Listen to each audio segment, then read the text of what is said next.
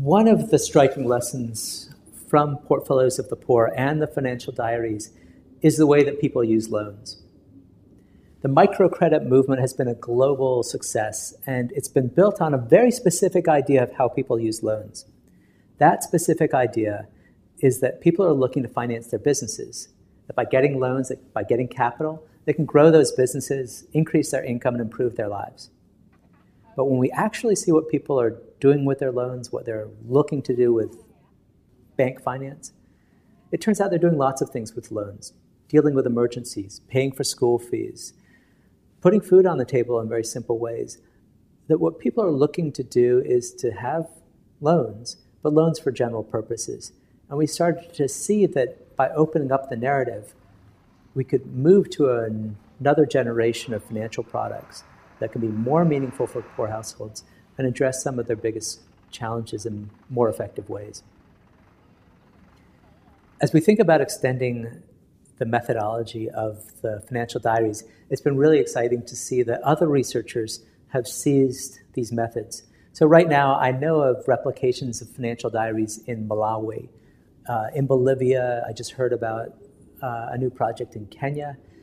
The methods can and should be replicated in a variety of settings. And I hope the messages and the lessons that are coming out help to extend what we see in the core countries that we study in the book. And they may lead to contradictions. They may lead to extensions. They may lead to complications and inconsistencies. But that's how we make progress. The other way that the financial diaries can have power is to focus on a new set of questions and a new set of asking questions. It's the idea of collecting data at higher frequencies than we usually do. Instead of going in once or going in 1 year and then coming back another year later. Going in and asking questions 1 week and coming back the next week or sometime in the next month. The power of that approach, I think, is manifest in the financial diaries, and we need to think about doing it some of the time to answer a broader range of questions. The financial diaries have been, financial diaries, and it's been natural that because of who the authors are and what the book does, that the focus has really been on thinking about new financial solutions. But in many ways, I think that the biggest power of the book has nothing to do with financial interventions. What we see is that people are making choices. They're willing to pay for quality services. In our case, we're focused on quality financial services, and people are paying a lot of money to save right now and to borrow. And we try to imagine how you could do better in those dimensions by providing better services at cheaper prices. But the same exact lessons play out for thinking about schools, for thinking about healthcare. And in the healthcare sector, we see that the households we met are dealing with health issues all the time. Half the Bangladeshi households, 42% of the Indian households suffered major health problems over the year. In South Africa, something like 80% of households are paying for funerals because they're dealing with the ravages of AIDS that is at epidemic proportions. What we see is that to deal with the health problems that households have, they've got to solve financial problems as well. And so breaking out of our silos, not just thinking about health problems as health problems and financial problems as financial problems, is an important step to making both sides work better. In the United States, one of the biggest reasons why people get into bankruptcy and have financial problems is because of health problems. Same thing we see in some of the tragic stories in the financial diaries.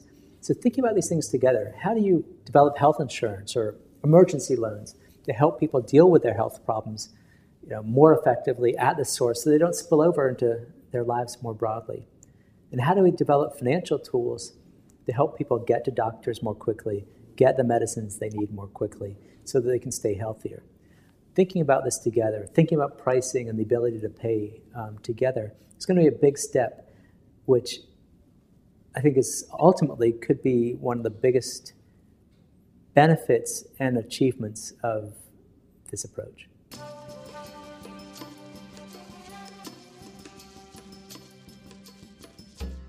He wants to be the owner of a house like this. How much would a house like this cost? And he says that it requires at least 30,000 taka to build a house like this. And would he be able to borrow 30,000?